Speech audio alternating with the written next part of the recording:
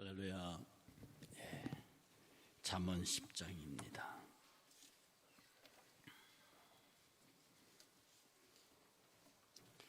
잠언 10장 1절부터 잠언 10장 1절부터 17절까지 함께 천천히 같이 봉독하시겠습니다. 솔로몬의 잠언이라. 지혜로운 아들은 아비를 기쁘게 하거니와 미련한 아들은 어미의 근심이니라. 불의의 재물은 무익하여도 공의는 죽음에서 건지느니라. 여호와께서 의인의 영혼은 줄이지 않게 하시나 악인의 소욕은 물리치시느니라. 손을 게으르게 놀리는 자는 가난하게 되고 손이 부하게 하는 자는 부하게 되느니라. 여름에 거두는 자는 지혜로운 아들이나 추수 때에 자는 자는 부끄러움을 끼치는 아들이니라. 의인의 머리에는 복이 임하나 악인의 입은 독을 머금었느니라. 의인을 기념할 때에는 칭찬하거니와 악인의 이름은 썩게 되느니라. 마음이 지혜로운 자는 계명을 받거니와 입이 미련한 자는 멸망하리라. 바른 길로 행하는 자는 걸음이 평안하려니와 굽은 길로 행하는 자는 드러나리라. 눈짓하는 자는 근심을 끼치고 입이 미련한 자는 멸망하느니라. 의인의 입은 생명이 샘이라도 악인의 입은 독을 머금었느니라. 미움은 다툼을 일으켜도 사랑은 모든 허물을 가리느니라. 명철한 자의 입술은 지혜가 있어도 지혜 없는 자의 등을 위하여는 채찍이 있느니라. 지혜로운 자는 지식을 간직하거니와 미련한 자의 입은 멸망에 가까우니라. 부자의 재물은 그의 견고한 성이요 가난한 자의 궁핍은 그의 멸망이니라. 의인의 수고는 생명에 이르고 악인의 소득은 죄에 이르느니라. 훈계를 지키는 자는 생명의 길로 행하여도 징계를 버리는 자는 거룩하느니라. 아멘. 이 잠언 10장에 나와 있는 솔로몬의 그 지혜의 잠언은 어떤 일정한 문맥을 갖추거나 어떤 문단의 흐름이 있는 것은 아닙니다. 솔로몬의 독단적인 잠언인 동시에 각 절 자체가 독립적인 주제를 가지고 있는 잠언입니다. 그러나 전체적으로 의도하는 바는 뭐냐 하면 지혜로운 자는 이렇게 행하고 어리석고 미련한 자는 이렇다. 그 행동과 생각과 말하는 것과 표현하는 것이 지혜로운 자는 이러하고 미련한 자는 이러하다라고 17절까지 군데군데 구분해서 설명을 합니다. 그래서 지혜로운 아들과 미련한 아들을 대조시켰고요. 의인과 악인의 이름을 대조시켰고요. 바른 길과 굽은 길을 대조시켰고 의인의 말과 악인의 말, 명철한 말과 미련한 말, 의인의 재물과 악인의 소득에 관해서 주제별로 해서 솔로몬이 차곡차곡 그 내용을 전개하고 있습니다. 오늘 아침에 여러분이 일찍 오셔서 성경을 읽은 분들 중에서 다윗의 인구조사 이야기 부분이 사무엘 하편에 있는 걸 보게 됩니다. 마지막 장이에요. 다윗이 왜 인구조사를 했을까요? 어쩌면 그것이 하나님께서 가장 싫어하시는 일이었습니다. 하나님이 이스라엘에게 명령한, 특별히 사사들에게, 특별히 왕국이 건설될 때에 그 왕들에게 명령했던 세 가지 금지사항이 있는데 첫 번째가 뭐냐면 이방 여인을 왕비로 데려오지 마라. 이방 여인은 왕비로 그냥 몸만 오는 게 아니고 반드시 그들이 섬기던 신을 가지고 오기 때문에 그 신들이 왔을 때 너희가 그 우상을 감당할 수 없다. 네가 그 여인을 사랑하게 되면 그 여인이 갖고 있는 우상 숭배를 할 수밖에 없으니 절대로 이방 여인을 데려오지 말라.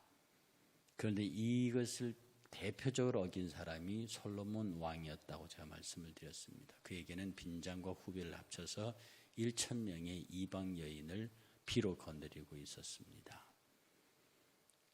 이방인을 왕비로 거느리지 말라 하는 말 자체가 우상 숭배와 직결되어 있다는 가장 싫어하시는 일이었습니다. 그런데 지혜의 왕이라고 하는 솔로몬이 그것을 금하죠. 어기죠. 두 번째 이야기가 뭐냐면 금은 보화를 모으지 말라. 왜냐하면 너희가 은금 보화를 의지하게 되면 나 여호와를 버리게 된다. 그래서 이스라엘 왕들에게 어떤 경우에도 금은 보화를 모으지 못하게 했습니다. 그런데 솔로몬의 그 부귀영화가 전무후무한 정말 엄청난 재물을 모으죠. 그의 지혜로. 이 역시 하나님께서 기뻐하지 않으셨습니다. 마지막 세 번째로 군사력을 모으지 말라 하는 거였습니다. 전쟁은 여호와께 속한 것이라고 수없이 사무엘을 통해서 말했고요. 그런데 다윗이 이 군사력을 키웁니다. 그 군사력을 키우는 기초 작업이 뭐냐 하면 인구조사예요. 실제로 지금도 장정의 숫자가 계수돼야 모병 인원을 결정합니다. 인구조사는 모든 경제정책, 사회, 국방 모든 면에서 가장 인구 통계조사가 기초거든요. 다윗이 하나님께서 인구조사를 못하게 하셨어요. 왜냐하면 당시의 인구조사 이유는 딱 하나밖에 없습니다. 얼마나 많은 장정을 동원할 수 있는가, 군사력에 관한 문제거든요. 하나님께서 그걸 정말 싫어하셨습니다. 그런데 다윗이 그걸 감행해요. 이스라엘의 왕의 역사 가운데 다윗만큼 신앙이 있는 왕이 얼마나 됩니까? 다윗 왕만큼 하나님 앞에 철저한 왕이 어디 있습니까? 솔로몬처럼 그렇게 지혜로운 왕이 앞에도 없었고 뒤에도 없었습니다. 그런데 그 솔로몬의 지혜가, 그 솔로몬의 뛰어남이 말년에 하나님이 하지 말라는 세 가지는 골라서 해서 이스라엘의 왕 중에 가장 비참한 왕의 말로를 맞습니다. 물론 그는 그의 아버지 다윗 때문에 자기 목숨은 자연수하죠. 그리고 자기가 있을 때는 나라가 갈라지지 않습니다. 그러나 진노한 하나님께서는 내가 네 아비 다윗 때문에 네가 살아있을 동안에는 왕위를 뺏지 않겠다. 그러나 네가 죽고 난 다음에 바로 네 신복들이 네 나라를 나눌 것이다. 그래서 그가 죽자마자 남북으로 나눠져 버립니다. 그것도 다윗 때문에 베냐민과 유다 한 지파를 택해서 남유다를 유지하게 하셔서 그리스도 메시아가 오게 하는 사역을 하게 합니다.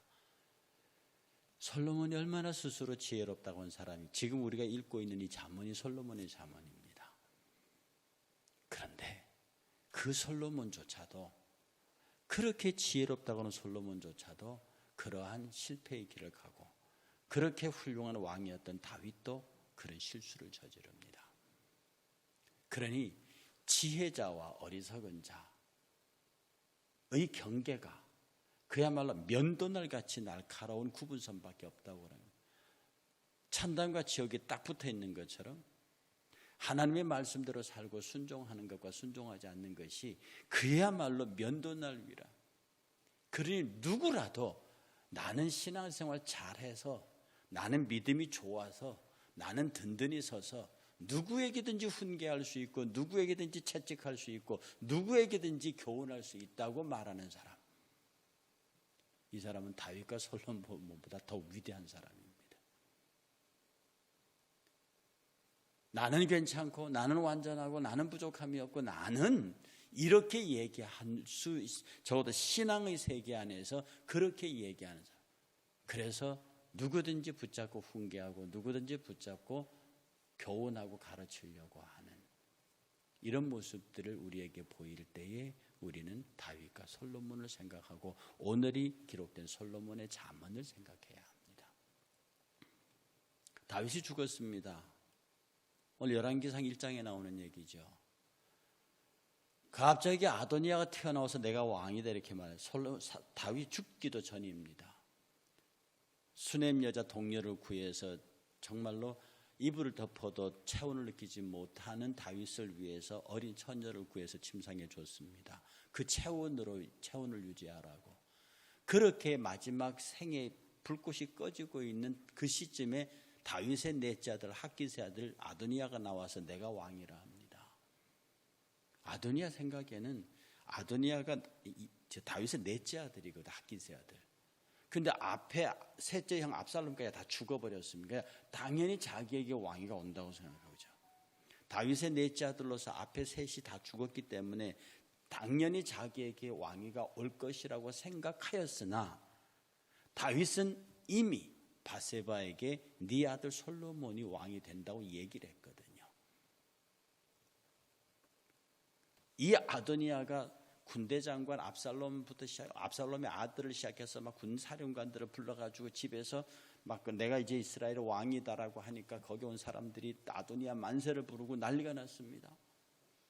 이것을 본 선지자 나단이 바세바를 찾아가고 바세바가 다윗을 면담하고 그 앞에 나타난 나단이 사실을 공개함으로써 나중에 아도니아가 도망가서 성전 뿔을 잡고 살려달라고 목숨을 구걸하는 장면이 나옵니다. 사람이 말입니다. 아도니아의 생각이 지극히 정상적일 수 있습니다. 내가 다윗의 아들, 넷째 아들인데 내 앞에 형들이 다 죽었어. 그래 나는 당연히 다음 살아있는 장자로서 내가 그 왕위를 계승한다고 생각합니다. 너무나 당연한 생각이었지만 아비의 생각은 달랐습니다. 아비의 생각은 달랐습니다. 지혜자는 자기의 생각이 무엇이냐 보다도 자기의 주권자의 생각이 무엇이냐에 집중해야 합니다. 아도니아가 정말 지혜로운 아들이었다고 하면 내가 비록 살아있는 장자이긴 하지만 내 아버지 다윗 왕위 계승의 지명권을 가진 내 아비 다윗이 누구를 생각하고 무엇을 생각하는지를 관심을 가진, 어쩌면 아도니아는 내 아버지가 솔로몬에게 왕위 계승의 의도를 갖고 있다는 것을 몰랐을 리가 없습니다. 그건 공공연한 비밀이 아니거든요. 그것은 이미 나단도 알고 있는 거예요. 나단이 알고 있다는 얘기는 모든 이스라엘 백성들이 인지하고 있다는 얘기입니다. 그럼에도 불구하고 당연히 내게 돌아와야 할 것이라고 생각한 아도니아의 반역입니다. 반역이죠. 우리가 지혜롭다고 생각하면서 행하는 일 가운데 어리석은 일들이 너무 많습니다. 내가 안다고 생각하고 내가 옳다고 생각하고 내가 바르다고 생각하고 결정하고 말하는 일들이 너무 많습니다. 그래서 그것이 어떤 이의 가슴에 상처를 주고 어떤 이의 마음에 눈물을 흐르게 만들고 어떤 이를 슬프게 만듭니다. 내가 옳기 때문에 다른 사람을 아프고 슬프고 힘들게 만든다. 내가 의롭고 정의롭기 때문에 다른 사람을 고통스럽게 만든다. 그것이 정의일 수 있느냐? 그것이 옳을 수 있느냐? 적어도 교회가 가르치는 의와 정의의 옳음의 길, 내가 옳기 때문에 내가 아파야 합니다. 내가 바르기 때문에 내가 힘들어야 합니다. 내가 알기 때문에 내가 고통스러워야 합니다. 그리고 아무것도 모르고 알지도 모르고 허허하고 있는, 세상 편하게 살고 있는 그들을 위해서 울고 그들을 위해서 마음 아파해야 하는 것이 지혜로운 자의 모습입니다. 거만한 자를 교훈하지 말라고 그랬죠. 오히려 그에게 능력을 받는다고 말했습니다. 정말 지혜로운 자는, 이걸 우리 신약의 용어로 옮겨오면 정말 지혜로운 자는, 정말 겸손한 자는, 정말 사랑의 사람은 그를 위하여 울고 그를 위하여 고난을 대신받고 그를 막아주고 지켜주고, 더 나아가서 그게 원수면 그를 위해서 기도하고 먹이고 입히고 재워서 원수 갚는 것은 하나님에게 돌리고 나는 그 원수를 사랑했다고 하는 하나님의 복을 받게 하라. 이 의인의 삶의, 지혜자의 삶의 모습이 오늘 여기 항목 하나하나 나와 있는 이것을 전부 여기와 연결시켜서 그렇게 우리가 지혜자의 모습을 산다고 하면, 그리고 말씀에 집착하고 여호와께서 어떻게 말씀하시는지를 듣고 그렇게 살면 우리 신앙의 집단이 어떻게 다툼이 있을 수 있고 시기와 미움의 눈물이 가능하고 우리가 흔히 말하는, 모여서 말하는 뒷담화가 가능하겠느냐. 내가 그를 위해서 축복하고 기도하고 내가 그의 약점과 허물을 알기 때문에 알고 있는 내가 고통스러워 그걸 주와 대화하고, 이런 사람을 하나님이 어찌 복주지 않으시겠느냐. 우리가 믿는 것은 하나님은 계산에 관해서는 틀림이 없으신 분이고 주시되 후히 주시고 넉넉히 주시고 누르고 되어 주시되 악을 갚으실 때는 3, 4대까지 이르도록 분명하게 계산. 참 표현이 그렇습니다. 악에 관하여서는 3, 4대, 의인의 후손에게는 수천 대. 이 축복의 언어를 들으면요, 우리가 하나님 앞에 내 후손들을 위해서도 믿음의 의의 지혜자의 삶을 살아야 한다. 가만히 돌이켜보면 내가 얼마나 많은 사람을 위해서 울었는가, 내가 얼마나 많은 사람을 위해서 울었는가, 내가 얼마나 많은 영혼들을 위해서 마음 아파했고 가슴 아파했는가, 내가 얼마나 많은 사람들을 입히고 먹이고 재웠는가. 이 하나님 앞에 겸손하고 지혜로운 지혜자의 행동은 수천 대까지 내 자손들이 그 복을 누릴 것이나, 내 말로 인하여 사람들을 아프게 하고, 내 말로 인하여 사람들에게 눈물 나게 하고, 내 말로 내 행동으로 내 것으로 인해 사람들을 고통스럽게 그렇게 해놓고도 내가 의롭다고 느꼈다면 하나님께서 3, 4대를 갚겠다고 하지 않으시겠습니까? 그러니 우리가 이 지혜자의 말씀 앞에 서서 솔로몬이 하는 말이, 세상 헛되고 헛되냐, 헛되고 헛되다. 모든 것을 다 누렸던 솔로몬의 마지막의 귀결이 그거라고요. 그러면서 솔로몬 자신도 그가 이 1000번제를 통해서 하나님 앞에 놀라운 복을 받은 그것은 우리가 끝없이 동경하지만, 솔로몬의 인생 후반부의 그 어마어마한 실패, 그의 아름다운 솔로몬의 지혜에도 불구하고 그 지혜가 솔로몬을 넘어지게 만들고 하나님을 진동하게 만들고, 정말 마지막 부분에 하나님의 솔로몬을 향한 하나님의 진노는 무섭습니다. 내가 너를 가만두지 않겠다, 그러나 네 아버지 때문에 내가 참는다고 하는 그 하나님의 진노의 모습은요, 너무너무 무서운 것이었습니다. 그래서 우리에게는 솔로몬의 지혜도, 지혜로운 생각도 우리에게 있고 솔로몬의 악한 모습도 우리에게 있습니다. 이것은요, 면도날 경계선입니다. 그야말로 면적을 계산할 수 없을 정도의 경계선이 서 있기 때문에, 그러니 우리가 어떻게 해야 합니까? 우리는 좀 무식한 지혜로 선택해야 됩니다.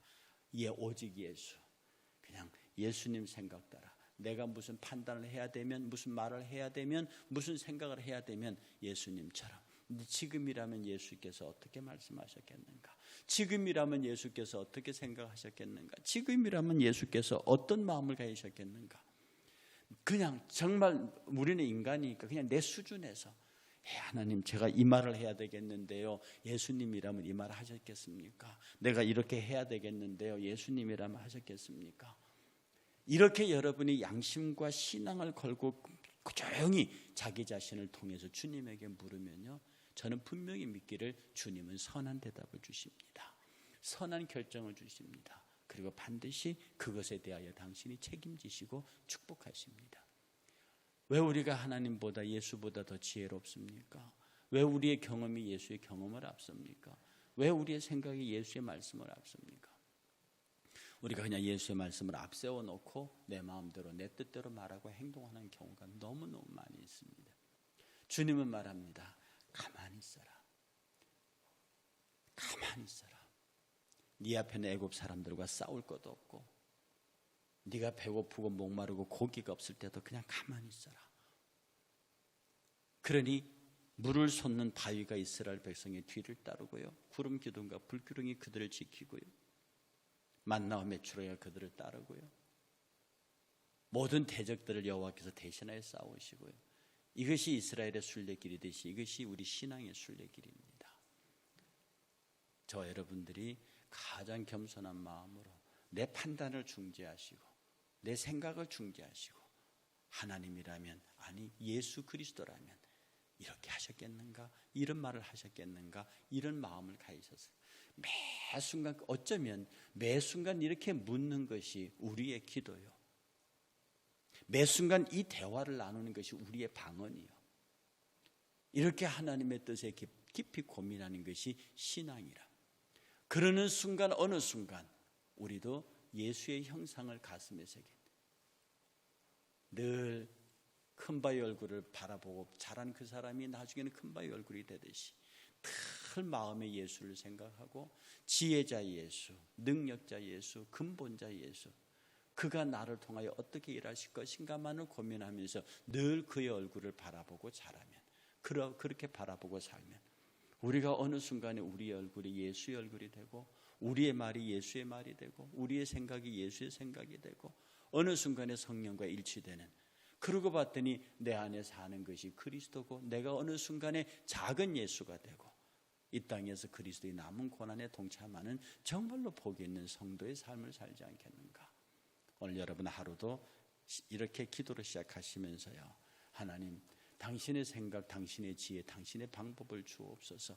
하루에 수도 없이 떠오르는 그런 것 말고 정말로 하나님의 은혜 가운데서 수도 없이 떠오르는 내 생각, 내 주장 말고 주님의 생각, 주님의 주장이 나를 주장하사 내가 이 땅에서 복을 받고 내 수천 대의 자손들이, 그 어느 때 태어난 자손이 수천 대, 수백 대 앞에 우리 조상 곧 나로 인하여서 그때 나의 선행과 그때 나의 마음과 나의 행동으로 인해서 그가 복을 받을 수 있도록 여러분이 힘있게 오늘 하루도 말씀 가운데 붙잡혀 지혜로운 자의 삶을 사시기를 주의 이름으로 축복합니다.